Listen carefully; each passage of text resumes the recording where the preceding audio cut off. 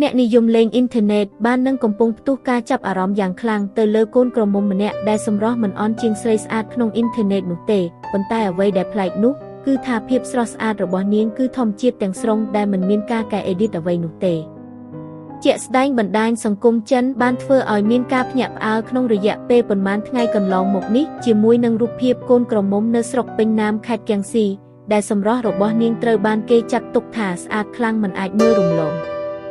យោងតាមវីដេអូដែលបានរីករាលដាលនៅលើវេទិកាដូចជា Weibo និង Douyin បានបង្ហាញកូនក្រមុំស្ថិតក្នុងឈុតអាពាហ៍ពិពាហ៍ពណ៌សការតុបតែងខ្លួនស្រាលនិងសក់តុបតែងលម្អដោយផ្កាស្រស់តែវង់ភ័ក្រដ៏ស្រទន់របស់នាងនិងសាច់សមុទ្រខៃបានធ្វើឲ្យមនុស្សជាច្រើនគិតប្រដូចទៅនឹងរូបភាពនៃទេពអប្សរចុះមកផែនដីអីចឹងអ្នកនិយមលេងអ៊ីនធឺណិតមួយចំនួនបានបញ្ចេញមតិថាសម្រស់កូនក្រមុំក៏មិនអន់ជាងស្រីក្តៅសាច់តាមអនឡាញដែរប៉ុន្តែអ្វីដែលប្លែកនោះគឺថាសម្រស់នេះមានលក្ខណៈធម្មជាតិទាំងស្រុងដោយមិនមានការកែអេឌីតអ្វីឡើយកូនក្រមុំត្រូវបានគេដឹងថាជាអ្នកស្រុកស្រែជនបទមកពីខេត្តគៀងស៊ីចំណែកកូនកំលោះក៏រស់នៅមិនឆ្ងាយគ្នាប៉ុន្មានដែរគឺធ្វើដំណើរប្រហែល1ម៉ោងប៉ុណ្ណោះពិធីរៀបការនេះមានលក្ខណៈសាមញ្ញប៉ុន្តែរស់រវើកទាក់ទាញការចាប់អារម្មណ៍ច្រើនពីអ្នកស្រុកយ៉ាងណាមិញបន្ទាប់ពីរូបភាពអាពាហ៍ពិពាហ៍ត្រូវបានបង្ហោះអ្នកនិយមលេងអ៊ីនធឺណិតមិនត្រឹមតែសរសើរសម្រស់កូនក្រមុំប៉ុណ្ណោះទេថែមទាំងបាននិយាយលេងសើចអំពីអារម្មណ៍របស់កូនកំលោះពេលរៀបការជាមួយប្រពន្ធដ៏ស្រស់ស្អាតបែបនេះ